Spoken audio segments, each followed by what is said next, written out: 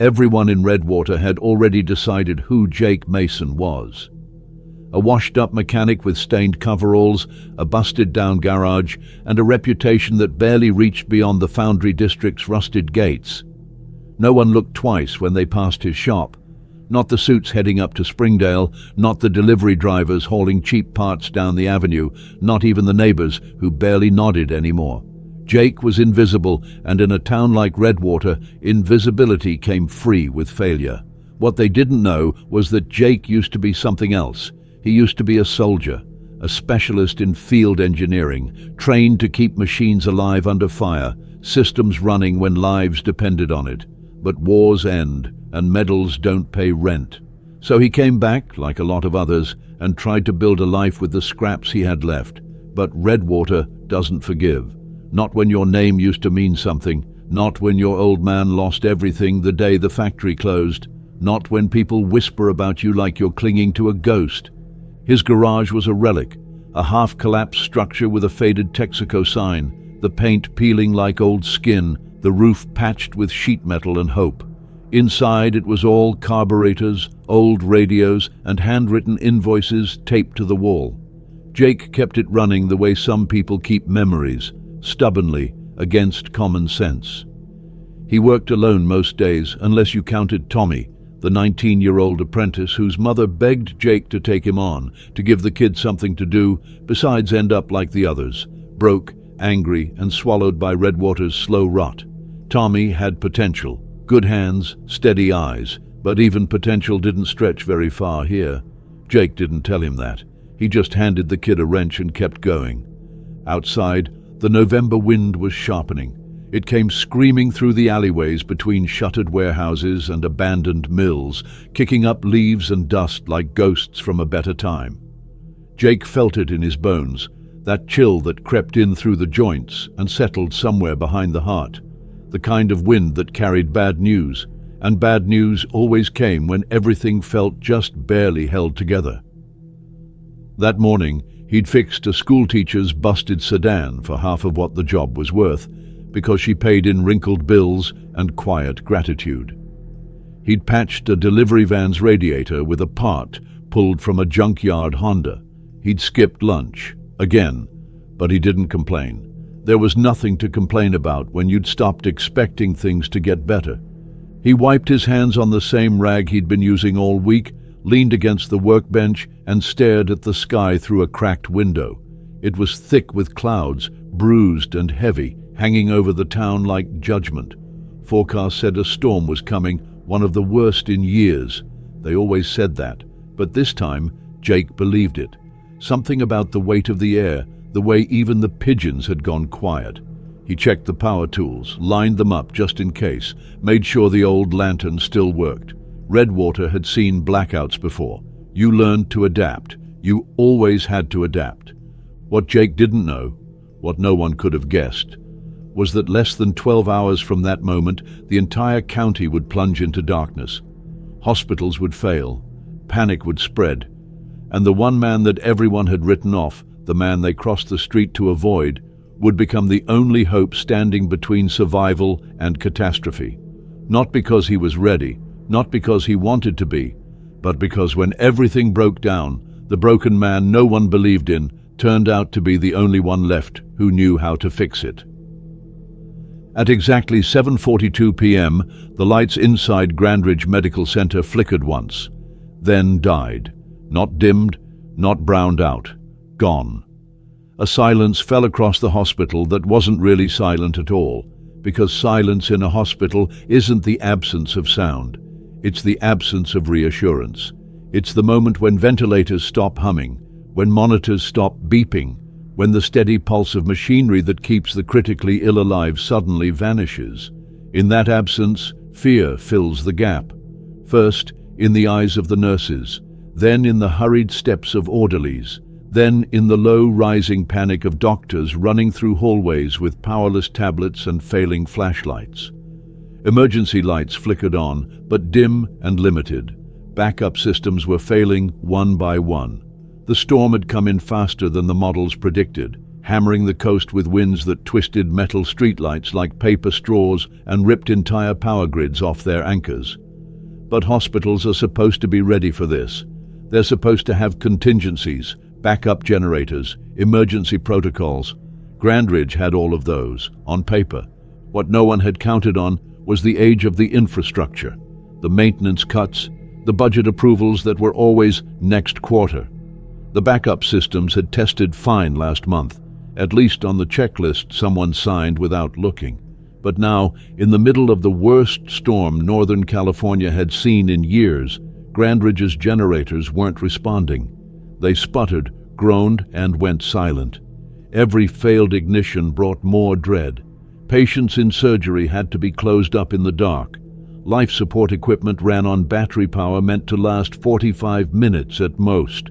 The NICU, where premature infants slept in temperature-controlled incubators, began warming degree by degree. Medical staff, already stretched thin by flu season and a recent fire at a nearby clinic, were suddenly forced to do everything manually: ventilate patients with hand pumps, calculate medication dosages in their heads, document vitals on scraps of paper. They were doctors and nurses, but in that moment they were also electricians, crisis managers, and emergency responders. Fear mixed with sweat on every forehead. In a corner of the hospital, tucked behind the radiology wing, Maria Klein, head of facilities coordination, was on her fourth unanswered call to the Regional Emergency Response Center. Her hands were shaking, her clipboard soaked with rain from running out to flag down the one remaining maintenance tech on site. The hospital's lead electrician had gone home sick that morning. The on-call generator specialist was stuck on the 405 behind a downed power line. No one was coming. That's when someone, she couldn't remember who, said the name, Jake Mason. They said he used to work on field generators in the Army, said he ran a small shop near the edge of town, said he was good, if a little broken. But right now they didn't need pristine. They needed someone who could get a massive diesel generator to come back from the dead, fast and without supervision. Maria didn't hesitate. She pulled her phone out again, scrolled through a list of local contractors, and found the number next to a 3-star review. Knows engines, doesn't talk much. She hit call. On the other end, Jake Mason answered, begrudgingly, and what Maria said next would alter the course of both their lives. She didn't ask politely. She didn't give him a choice. She told him people were dying. She told him they had no time. She told him he was their last option. Upstairs, a nurse hand-pumped oxygen into the lungs of a 7-year-old girl recovering from a lung surgery. Down the hall, a man in his 50s flatlined for 20 agonizing seconds before being shocked back with a defibrillator powered by a battery rigged from a crash cart. And in ICU room 6, an unconscious woman lay surrounded by flickering monitors and disconnected machines. Her chart read, "Unknown patient, Jane Doe." No ID, no emergency contact, no one to call. But if someone had known to look, if someone had known the right circles of power and money, they would have recognized her immediately. Victoria Langston, the billionaire head of Langston Biotech.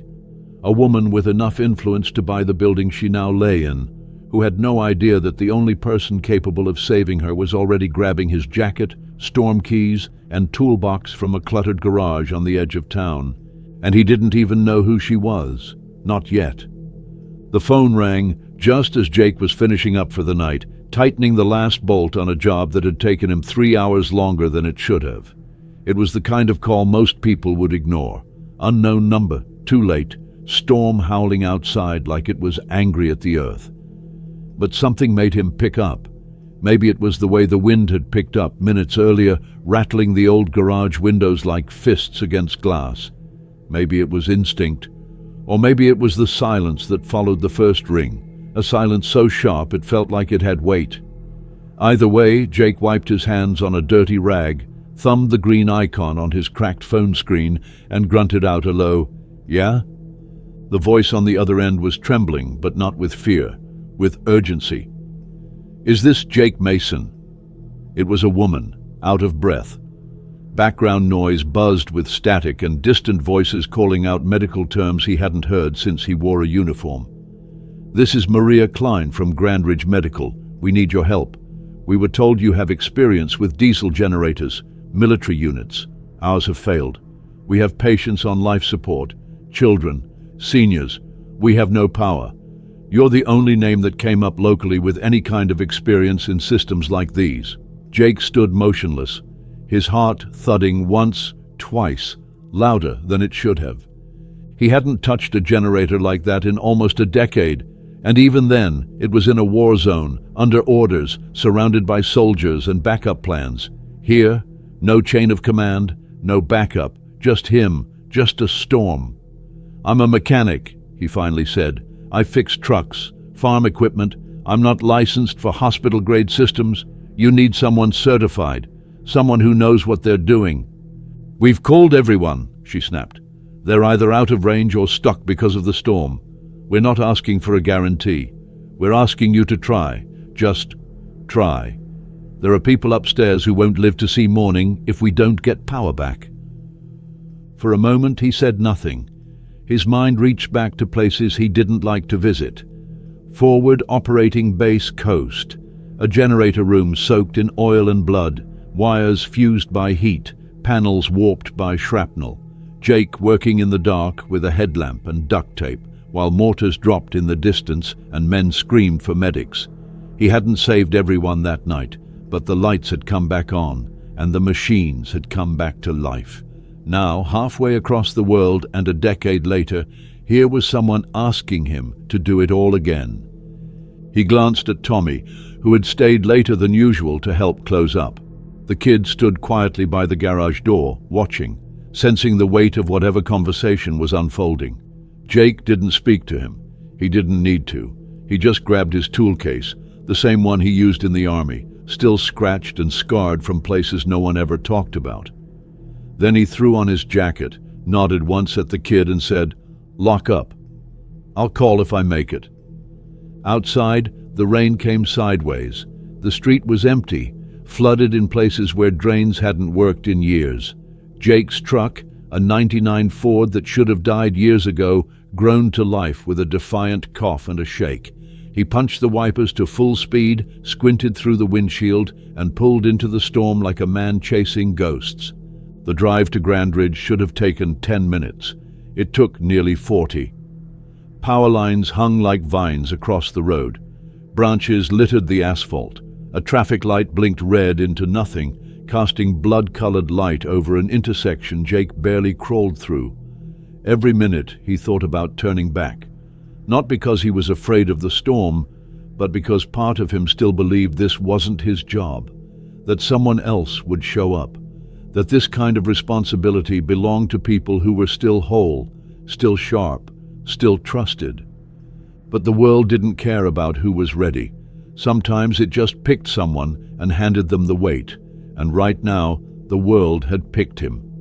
He gripped the wheel tighter, the heat barely working as fog crawled along the inside of the windows. Somewhere inside that hospital was a generator room filled with equipment he hadn't seen in years. Somewhere above it there were machines counting down minutes until failure, lungs breathing borrowed air, hearts ticking down on battery power. Somewhere up there were people who would live or die based on whether a forgotten mechanic in a forgotten town could remember how to bring power back to a system he'd never trained on. Jake didn't know that one of those people was Victoria Langston. He didn't know that she once signed the order that closed the factory where his father worked for 18 years, that her decision had killed pensions, gutted neighborhoods, and turned Redwater from a working town into a graveyard of shuttered windows and pawn shops. He didn't know that the life he was driving into a storm to save belonged to the very woman whose signature had haunted his family since he was 16. All he knew was this: someone had called, someone needed help, and he was the only one left who hadn't said no. The hospital looked like a war zone disguised in fluorescent white. When Jake pulled into the lot, the storm was still in full swing, the wind slamming into the side of his truck so hard it shook the frame. He parked near the emergency bay, tires crunching over broken branches and scattered debris, and stepped out into a blast of cold, needle-like rain. The automatic doors at the entrance had failed, left wide open by the storm, and a single security guard stood inside with a flashlight, soaked to the bone, waving him through without asking a single question. There was no time for questions, no time for protocol. The hospital was running on the last threads of emergency battery, and it showed. Inside, the chaos had shape, but no order. Nurses moved like shadows under flickering hallway lights, their faces pale and taut with stress. Equipment sat silent in corners, covered in plastic sheeting or propped up on rolling carts. The hum that usually filled every hospital hallway, the background noise of life-saving machines, was eerily absent. Instead, there were voices, urgent, clipped, a nurse shouting for more batteries, a doctor yelling down the hall for someone to keep hand-ventilating a child, the rhythm of heels on linoleum, the occasional screech of metal as a gurney slammed into a corner taken too fast. Jake hesitated, taking in the atmosphere with the quiet calculation of someone who'd seen disaster before. Not like this, maybe, but close enough to know that people upstairs were making impossible choices, and they were doing it in the dark. Maria found him before he could ask for directions. She looked younger than he expected, maybe early 30s, but the lines on her face made her seem older tonight. She was soaked from head to toe, wearing hospital-issue scrubs, and a badge that clung to her chest like a warning. "Jake Mason?" she asked, her voice hoarse but hopeful. He nodded, and she didn't waste a second. "They're downstairs. We've got 3 units, all industrial grade. Only one tried to start. It's overheating. The other 2 are dead. We've got battery backups upstairs, but they're not going to last the hour. ICU, NICU, trauma, all of it's hanging by a thread." She led him down a narrow hallway lined with staff gripping radios and pushing carts of emergency supplies. Down a flight of stairs that buzzed with the hum of emergency lights, casting everything in harsh, flickering yellow. The basement felt more like a bunker, pipes crisscrossing above, the walls lined with aging electrical panels and fuse boxes, some labeled in faded Sharpie. As they walked, Jake glanced at every detail, noting the rust, the missing covers, the jerry-rigged ductwork where actual infrastructure should have been. This place had been running on borrowed time long before the power went out. When they reached the generator room, the heat hit him like a wall. One of the units was running, barely, its engine clattering like it had arthritis in its bones, the kind of sound a mechanic recognized instantly: stress, fatigue, and the edge of failure. 2 others sat silent in the corner, giants at rest, their control panels blinking out error codes in red LEDs. The air stank of diesel, metal, and panic. A man stood by the control panel, his jumpsuit stained with fuel, his hands black with soot. "Frank," Maria said, "this is Mason, the one Callahan from City Maintenance told us about." The man turned, older, mid-50s, built like a bulldog with years of experience etched into the lines around his eyes. "You're the vet, right?" he said without shaking hands. "Good. We're in the deep end down here." Jake didn't answer. He dropped his toolbox to the concrete, stepped toward the dead units, and opened one of the access panels. The wiring inside looked like a high school science fair glued together with wishful thinking. Too many patch jobs, too many shortcuts. It was no wonder the system had failed. What surprised him was that it had worked this long at all. He traced the wiring with practiced eyes, checking connections, breathing in the acrid scent of burnt plastic. "When'd the grid go down?" he asked. "About 90 minutes ago," Frank replied. "This one," he nodded to the overheating unit, "fired first, but it's been limping ever since. The other 2 failed on ignition. One just sputters and dies. The other doesn't even try." Jake grunted, a sound halfway between agreement and irritation, and rolled up his sleeves. He reached in, fingers finding the starter wires by memory. He didn't need a manual. These systems followed rules, and he knew the rules better than most. He closed his eyes for a second and saw it. The dusty motor pool of forward operating base Connor, the sand, the heat, the constant threat of collapse. There was always a way to make the system work. You just had to listen. Maria was standing off to the side, watching him, her hands twitching with the urge to help and the helplessness of not knowing how. "How bad is it?" she asked quietly. "Bad," Jake said, "but not impossible." He turned back to Frank. "You got schematics? Diagrams?" Frank shook his head. "Just the service logs, and they're spotty at best. We haven't had real maintenance staff since the cutbacks. Corporate kept pushing the inspections out. If it ain't broke, right?" Jake didn't smile. He'd heard that line too many times, and when it finally broke, it was always someone else who paid the price. He started by pulling out a multimeter and testing voltage on the dead generator's starter relay. Nothing. Which meant the issue was upstream. Maybe the ignition switch, maybe a fried wire. He traced it back, inch by inch, crouched over like a surgeon in dim light. The power was there, just trapped, misrouted, or maybe blocked entirely by a corroded contact. Half an hour passed like 5 minutes, sweat running down his back despite the chill in the concrete floor. He barely noticed the conversation happening above him, Maria speaking into her radio, relaying updates to the staff upstairs. He heard her say, "Still no second generator. He's working on it. No, I don't have an ETA." Frank knelt beside him, watching closely. "You've done this before," he said. It wasn't a question. Jake just nodded. "Field units in Afghanistan. Bigger than this. Older too." He paused, twisting 2 wires together. "But they worked when it mattered." Frank exhaled through his nose. "Let's hope this one does too." A spark jumped as Jake completed the circuit. He stepped back. "Try it." Frank reached up and hit the ignition switch. For a second, nothing. Then the engine coughed, sputtered, and roared to life like it had been holding its breath. The sound filled the basement like music from another world, raw, violent, beautiful. Maria turned around so fast she nearly dropped her radio. "That's 2, she asked. Jake didn't turn around. He was already at the 3rd. "It's a start," he said. "We'll see if it holds." And upstairs, in a room lit only by the faint blue glow of a failing monitor, an elderly woman's chest rose and fell as her machines flickered back to life. Jake had no idea who she was. He didn't know he'd just pulled one of the richest women in the state back from the edge of death. All he knew was that the sound of that second generator was the difference between silence and survival, and he wasn't done yet. The second generator ran, but barely. Its engine sounded strong enough to fool the untrained ear, but Jake heard the subtle inconsistencies, micro-hesitations in the rhythm, faint irregularities in the pressure pulses, a sort of mechanical stutter that betrayed deeper issues. It was enough to bring partial power back to critical sections of the hospital, but not enough to stabilize everything. Lights flickered on in emergency stairwells. Vents began pushing stale air again. Some monitors upstairs stopped blinking error codes and returned to quiet beeps.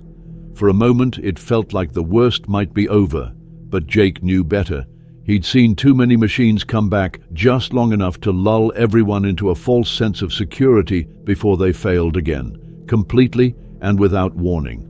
This wasn't victory. It was a ceasefire, and he didn't trust it. He was already digging into the 3rd generator, the one that had started automatically when the grid went down but had quickly begun overheating. He checked the coolant system, unscrewed the reservoir cap, and immediately felt a blast of hot air and pressure that told him the pump wasn't circulating properly.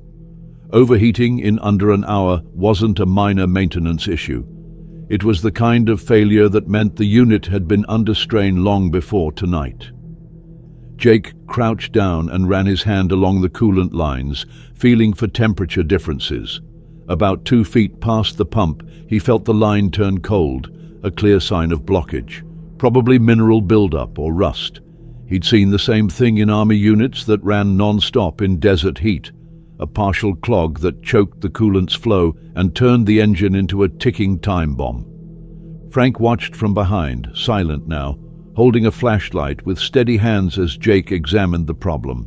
The air in the generator room was thick, humid, heavy with the scent of diesel and metal and sweat.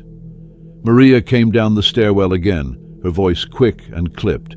"ICU says 2 ventilators just shut down. They're switching to manual. NICU's reporting rising temperatures. We've got maybe 15 minutes before the batteries die. Is it safe to shift full load to the second generator? No, Jake said without looking up. We put that much stress on it and it'll die. We're lucky it's holding partial load now. If we push it, we lose everything. Then we need that third one stable, she said, and Jake didn't bother replying. He was already working on it. He disconnected a section of the coolant line and found exactly what he expected: sludge. Not thick like mud, but enough to coat the inside of the hose and restrict flow. It wasn't a full system failure yet, but it was close. He needed to flush it. Properly, it would take hours, but they didn't have hours. They didn't even have one. He could bypass the section with cleaner line and rig an inline pump. Not ideal, not safe, but it might buy them time. He turned to Frank. We've got anything that can substitute as high-temp hose or cleaning agents? Coolant flush? Frank hesitated. We've got a maintenance locker 3 doors down. Old stock, no guarantees. Jake didn't care. Get it. While Frank moved, Jake used the time to reroute the wiring around the failed temperature sensor, tricking the generator into thinking it was running cooler than it was. Risky, but it would keep the safety override from killing the engine before they had a chance to flush the system. Frank came back with a plastic bin of forgotten supplies, 3 bottles of radiator flush, a length of reinforced tubing, 2 gallons of distilled water, and a funnel with a cracked lip. Jake grabbed the parts and started working. As he did, Maria got another call. She stepped away to take it, then returned slowly, her face pale. Room 14. We lost one. Jake froze. Not completely. His hands kept moving, but slower now, more deliberate. He didn't ask for the details. He didn't need them. He didn't want to know if it was an old man or a child. Didn't want to know if it was someone's mother or brother or daughter, because right now, knowing would only distract him, and distraction was a luxury they couldn't afford. He reconnected the new line, poured in the coolant flush, and rigged the funnel with a jury-rigged brace made from a bent coat hanger Frank had fished out of a drawer. It wasn't elegant, but it would do. He pulled the starter switch on the overheating generator and stepped back. It coughed once, then again, then caught. The engine roared, and the temperature gauge started to climb, but slower now. The flush was working, breaking down the clog, clearing the path. It wouldn't last forever, but it might last long enough. Maria stepped forward. Can we push load to it now? Not yet, Jake said. Give it 10 more minutes. If the temp stabilizes, we bring it in light, then shift slowly. But he was already moving toward the electrical panel, already thinking 10 steps ahead. Then Maria hesitated, pulled her phone and checked a new message. She looked at it for a long time, her face unreadable. Finally, she said, "That patient in ICU, Jane Doe. One of the nurses thinks she might be someone important. Said she recognized her. Said she looks like Victoria Langston." Jake's hand froze on the transfer panel. He turned slowly. "Langston?" Maria nodded. "Langston Biotech, Billionaire, owns half the medical supply chain on the West Coast. No ID, no emergency contact. Came in alone. Collapsed in her car during the storm. If it's her..." She didn't finish the sentence. Jake didn't speak. He didn't need to. The name hit him like a slap. Langston. The same Langston who had shut down the Redwater plant 15 years ago. The same company that laid off his father with 2 weeks' notice and no pension. The same name he'd grown up hearing like a curse whispered in the walls of their too-small apartment as his father stared at old bills with shaking hands. He looked down at the panel, then back at the humming generators, and for a brief moment everything went quiet inside him. Because it was one thing to fix machines for strangers. It was another to know that the life those machines were powering now belonged to the same woman whose company had helped destroy his father. And yet, he kept working.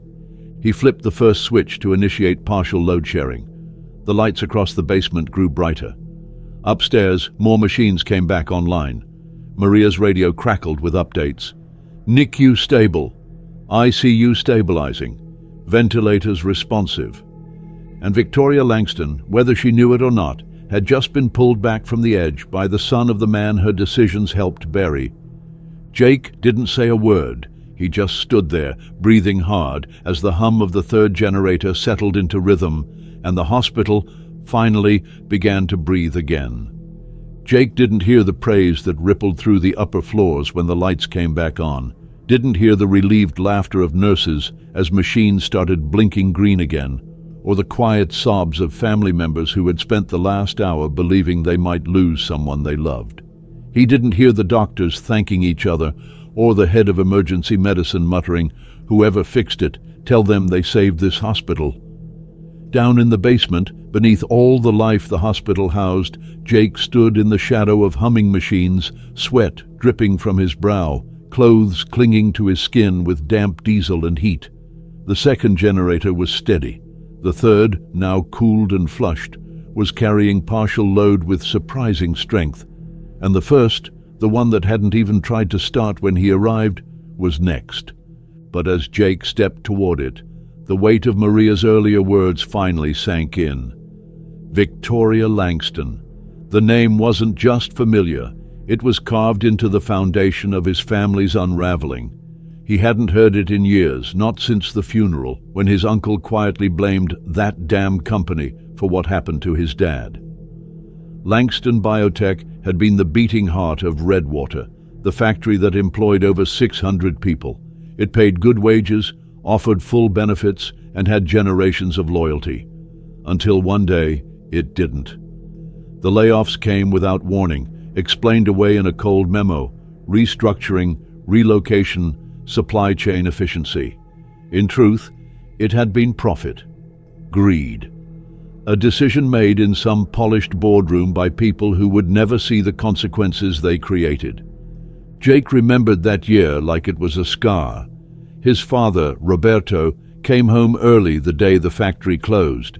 He didn't speak much, just put his lunchbox on the counter and sat in silence for an hour, staring out the window. Jake was 15. He didn't understand the full weight of it yet, only that something had been taken that wasn't going to come back. Over time, it got worse. The job leads dried up, the savings dwindled. His mother left not long after, unable to watch a man like Roberto be whittled down by rejection, and eventually the hospital visits started. High blood pressure, anxiety, then the heart attack. At 58, Roberto Mason was gone, and the death certificate said natural causes, but Jake always knew better. He didn't die from bad luck. He died from being discarded. And now that same company's name was echoing through this hospital. That same legacy was unconscious upstairs, lying in a bed while machines pumped air into her lungs and kept her heart in rhythm.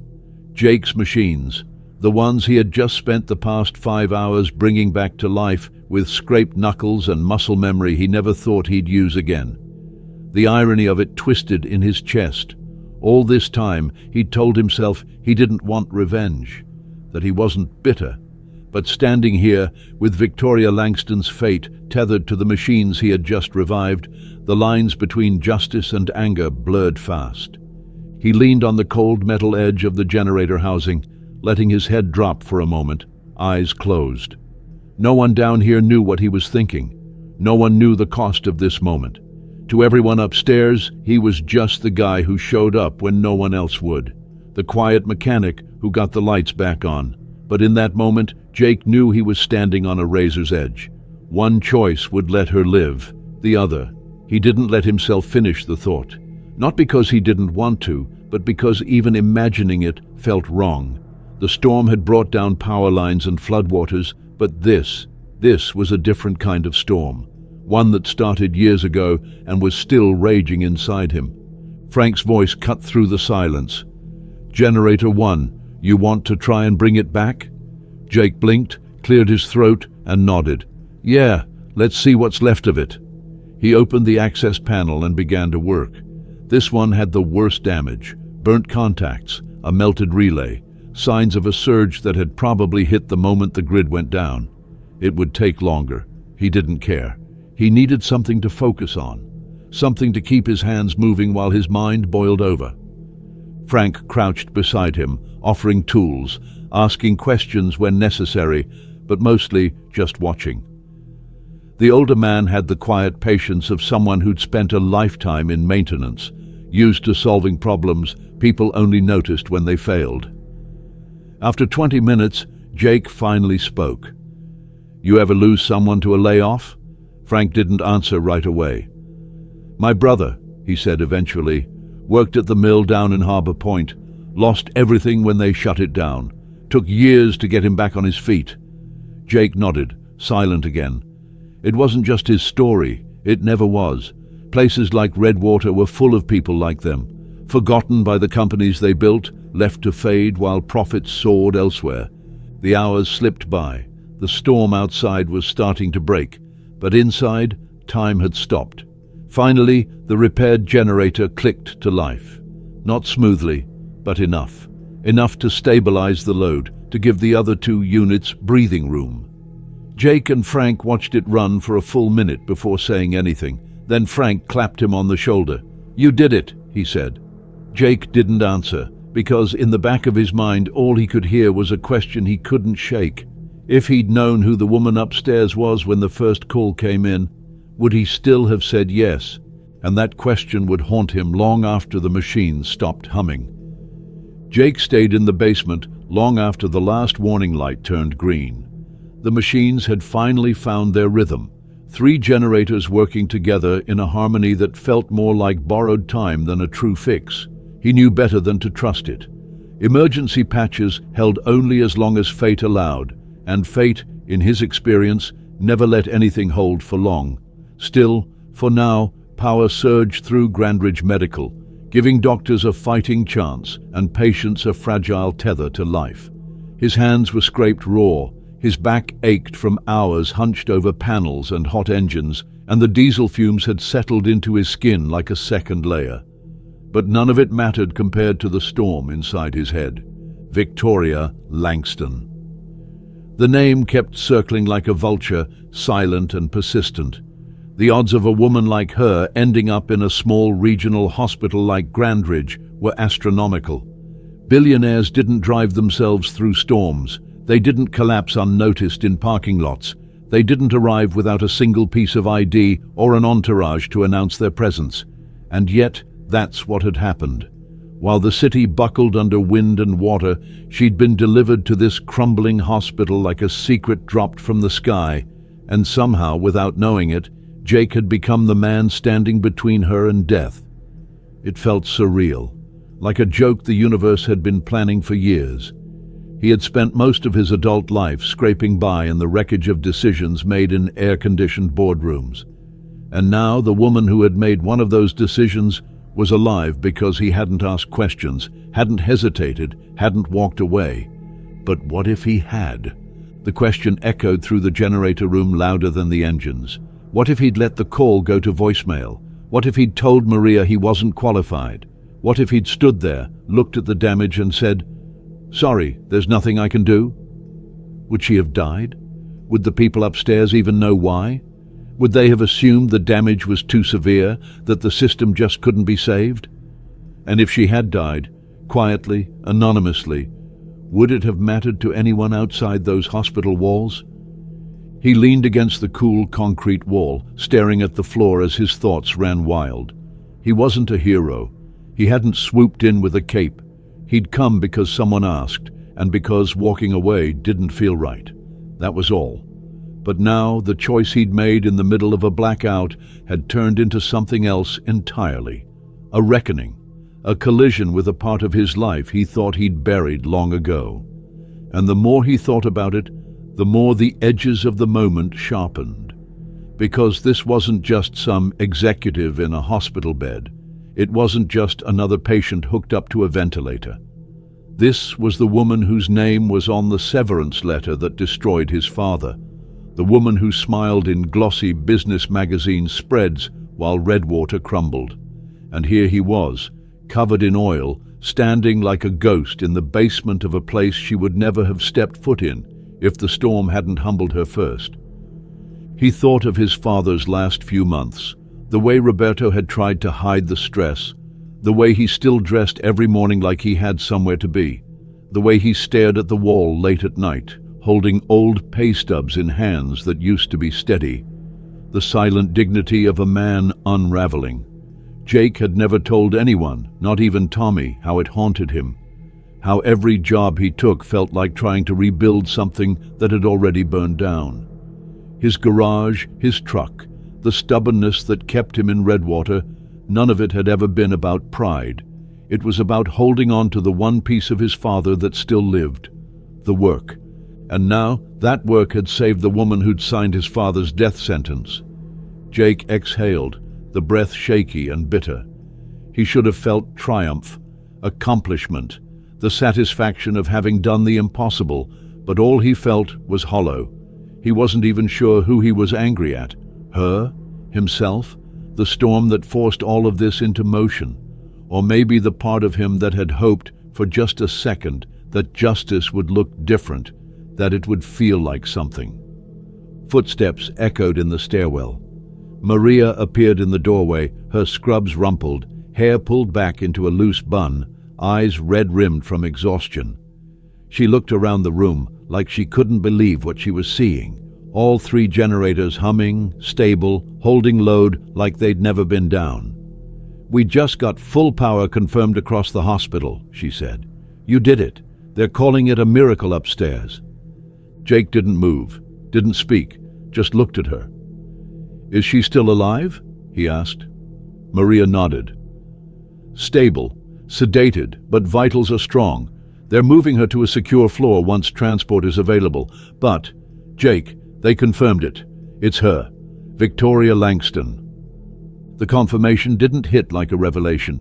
It just settled into place, like a final piece in a puzzle he didn't want to solve. "She's got security on the way, PR teams, lawyers, everything. But before all that gets here, Doctor, Rowan wants to speak with you, and her daughter's already in the building, arrived by helicopter." Jake raised an eyebrow. "She have a daughter?" "Margot Langston, Senior VP. She's been briefed, knows your name, asked to meet you." Jake didn't answer, just turned back toward the humming machines. He could hear every bolt, every valve, every calibrated hum of electricity moving through the system. Machines didn't lie. They didn't twist facts. They just did what they were built to do, until someone neglected them or broke them or decided they weren't worth saving. Maria stepped closer. "I don't know what's going on between you and her, but whatever it is, you saved her life tonight. I watched it. Every wire you stripped, every fix you made, it mattered." He shook his head. "I wasn't saving her." "You were saving all of them," she said, "but that includes her." Jake stayed silent. Maria left, and for a long time he just stood there, surrounded by the machines he had brought back to life, wondering what it meant that he had saved someone who had never once thought about the people like him. About the men in the boiler rooms, the guys under the hoods, the people who spent their lives fixing what someone else had broken. And now the woman who broke everything was upstairs, breathing easy because of the man whose life she helped destroy. The storm outside had finally passed, but inside Jake, it was just beginning. When Jake finally left the generator room, the hallway outside felt like another world. The hospital had changed. It was no longer a building bracing against catastrophe. It had become a place slowly waking up from a nightmare. Lights hummed at full strength. Monitors beeped with steady precision. Voices no longer cracked with panic. The hospital staff, though exhausted, moved with the kind of rhythm that only returned after disaster had been pushed back just far enough to breathe. And in the middle of it all, Jake felt strangely out of place, like someone who had survived a war only to discover the world around him had already moved on. The people he passed gave him nods, quiet looks of respect, murmurs of thanks, but none of them knew. Not really, not what the machines had cost him, not what they meant, not who he had saved. Maria had told him Margot Langston wanted to speak with him, that she was in the building, that she knew who he was. He hadn't decided whether he wanted that conversation. Part of him wanted to walk out the front doors, into the muddy parking lot, climb back into his old truck, and disappear into the rain. Just drive, not toward anything, just away. But something kept his boots moving forward. Maybe it was the unfinished feeling hanging over everything. Maybe it was curiosity, or anger, or something harder to name. Either way, he found himself outside the ICU wing, standing in front of a set of double doors with a badge reader and a nurse stationed behind a glass panel. She looked up, recognized him instantly, and buzzed him through without a word. Room 404 was quiet, almost sacred in its silence. The air was clean and cold. Monitors blinked with gentle purpose. A ventilator hissed at regular intervals, and in the center of the room, surrounded by a delicate web of wires and tubes, lay Victoria Langston. She looked nothing like the figure Jake remembered from magazine covers and press photos. Gone was the woman in power suits and expensive jewelry. Here was a pale, still woman with silver hair fanned across a hospital pillow, her eyes closed, her chest rising in rhythm with the machine. Fragile didn't feel like the right word. She didn't look weak, just real. And that made it harder somehow, because it would have been easier to hate her if she still looked untouchable. A soft knock behind him broke the moment. He turned to find a woman standing just outside the room, poised in the doorway with an expression that was equal parts composed and curious. She wore a black coat, soaked at the hem from the rain, and her hair was tied back in a clean, no-nonsense bun. She looked like someone used to walking into boardrooms, someone who commanded meetings with eye contact and silence.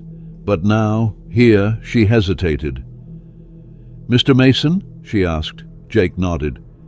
"I'm Margot Langston," she said. "Thank you for agreeing to meet." "I didn't," he replied flatly, "but I'm here." She stepped inside carefully, not defensive, not arrogant, just deliberate. "I heard what you did, all of it, the generators, the manual bypasses, the cooling flushes.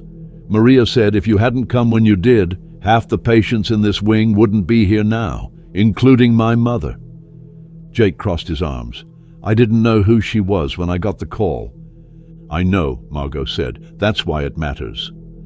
He studied her for a moment, the way she carried herself, the way she kept one hand loosely clenched at her side, an unconscious holdover from someone raised in rooms where control was currency. "You flew here fast," he said. "She missed a board meeting, then her phone stopped answering. I had a bad feeling. By the time we figured out where she was, the storm had already grounded flights. We had to wait for an opening." Jake nodded slowly, then quietly. "You know what she did to this town?" Margot took a breath. "Yes. I was 17 when the Redwater plant closed. I remember the headlines. I remember the protest signs. I remember how my mother wouldn't come to the meetings herself. She sent statements instead.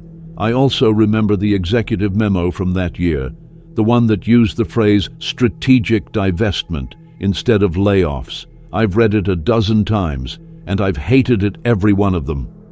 Jake wasn't expecting that. He didn't answer, didn't move. Margot stepped closer, keeping her voice low. "You're not wrong to be angry. A lot of people were hurt, families, pensions, futures, but she didn't do it out of malice. She did it because she thought she had to, that the company wouldn't survive if she didn't cut costs, that keeping it alive meant sacrificing parts of it. She's lived with that choice ever since. I don't expect forgiveness, and I'm not here to make excuses." "So why are you here?" "Because when we saw the first reports from the hospital, when we learned there'd been a full generator failure and patients were dying, we assumed the worst, that it was over. But then your name came up. Maria told us you were working on the system, that it was just one guy, alone, in the dark, crawling through a flooded basement. And then power came back, not perfectly, but enough. You did that. You saved her. You saved people we love. And now I need to ask you something impossible." Jake tilted his head slightly, saying nothing. Margot continued, more careful now. "We want to offer you a job, Director of Infrastructure Operations for Langston Medical, full oversight of our hospital systems, supply chain redundancies, and emergency response protocols. Not because of what you did for my mother, but because no one else could have done it." Jake let out a long breath, his expression unreadable. "You want me to come work for the company that killed my father?" She nodded once. "Yes, but not the way it was. Not to bury anything. To change it. To make sure we never let infrastructure fail again. That we never let someone like you be our last line of defense. We want to fix this. And we can't do it without people like you." He looked at Victoria again, still motionless, still alive. Then back at Margot. "Why me?" "Because you didn't walk away," she said. "Because when no one else showed up, you did. You didn't ask who the patients were. You didn't check credentials or net worth. You just fixed what was broken. You didn't save a name, Jake. You saved a human being, and that's who I want protecting the next one." The room was quiet again, the beeping of the machines steady, the storm outside reduced to nothing more than a whisper against glass. Jake didn't answer. Not yet. But in that silence, something shifted. Because for the first time in 20 years, someone from the other side of the story had looked him in the eye and said the words he never thought he'd hear. Not an apology, not a bribe, but truth. And sometimes that was the hardest thing to offer. Jake didn't sleep that night. Not because he was needed. His work in the generator room was done. Power was stable. Hospital systems were running at near full capacity, and the immediate crisis had passed. No, he didn't sleep because he couldn't. Not after what he had heard. Not after the offer Margot Langston had laid at his feet like some kind of reward or redemption. He spent the hours before dawn walking the quiet halls of the hospital, nodding to night shift nurses and techs who still looked at him like he was something he wasn't. A hero, a savior. He didn't feel like either. Mostly he felt like a man who'd wandered into a storm and accidentally walked out of it carrying someone else's future. In the staff lounge, he poured himself a bitter cup of coffee from a machine older than some of the interns and sat by the window, staring out at the city. Redwater didn't look different in the morning light. Still broken in places, still littered with the wreckage of lives lived paycheck to paycheck. But there was something else now, something harder to define. A crack in the hopelessness, a question forming in the background noise of a town too used to being forgotten. What happens if things change? Margot's offer played in his head on repeat. Director of Infrastructure Operations, a 6-figure salary, benefits, travel, influence. A chance to sit at the table where decisions were made instead of fighting the fires they left behind. She'd looked him in the eye and said the words he didn't know he'd needed to hear. We want to change, but we need people who know what it's like to be on the other end. She hadn't begged. She hadn't sugarcoated the company's past. She hadn't tried to buy him. She'd just told the truth, and that made it worse somehow, because he couldn't dismiss her like he wanted to, couldn't pretend it was all manipulation. He thought of his father. Roberto Mason had believed in work, not status, not politics, just honest, necessary labor. He'd believed that if you did your job well, you'd be okay. That belief had killed him. But Jake also knew his father wouldn't have turned down an opportunity to make something better just because it came from the same hands that had once broken him. The question wasn't whether the offer was real. The question was whether Jake could carry the weight that came with it. Because if he took the job, he wouldn't just be maintaining systems. He'd be stepping into a world where every hallway was paved with compromises, where people smiled while calculating costs in lives. Could he live in that world without becoming like them? Could he stand in boardrooms with men and women who wore suits like armor and spoke in bottom lines? His phone buzzed on the table. A text from Rosa. "Carlos saw the hospital on the news. He says he's proud of you. So am I." Jake stared at the message for a long time. His son, 16, smart, restless. Too smart for this town, too restless for a world that kept getting smaller. Jake had always hoped he could shield Carlos from the legacy of disappointment that had shadowed his own life. But maybe shielding wasn't enough. Maybe he had to show the kid something different, what it looked like to step into the place where power was hoarded and actually do something with it. His thumb hovered over the screen. He typed a quick reply. "I'll be home tonight. Tell him I'm proud of him too." He stood and walked, not aimlessly this time. Purpose returned to his steps. The sun was rising now, throwing gold across the clouds and painting the hospital in a light that made everything feel just a little less heavy. On the third floor, Maria caught up with him, a clipboard in her hand and fatigue in her face. "How are the systems?" he asked. She smiled. "Stable, holding. ICU says patient status is improving across the board, including her." They both knew who she meant. Jake nodded. "Good." Maria tilted her head. "You staying?" He hesitated, then shrugged. "I haven't decided yet." "I heard what Langston offered you. Big title, big money, must be tempting." "It is." "She mean it?" Maria asked. "The change." Jake considered that for a long moment. "I think she means it more than most." Maria gave a small, tired smile. "Well, for what it's worth, if someone like you's in that position, maybe the rest of us can sleep a little easier." He didn't know how to answer that, so he just nodded and kept walking. Later, in the hospital admin wing, Margot was waiting. Her coat gone, sleeves rolled, hair looser than the day before. She looked tired now, less polished, more human. "Have you decided?" she asked as he entered. Jake looked around. "I've decided one thing. If I do this, I do it my way. Full authority over emergency infrastructure. No interference. No budget excuses. I say we replace a system, it gets replaced. I say we run drills, we run them. And I want access to the financials. All of them." Margot nodded slowly. "Agreed. Anything else?" "A fund. For Redwater. For the people you laid off. Retraining, education, healthcare if they still don't have it. A real one. Not PR fluff." "Already in motion," she said, "and I want your help designing it." He studied her. "You're not like her." "No," Margot said, "but I'm trying to be better. Maybe that starts with hiring someone who scares the hell out of the board."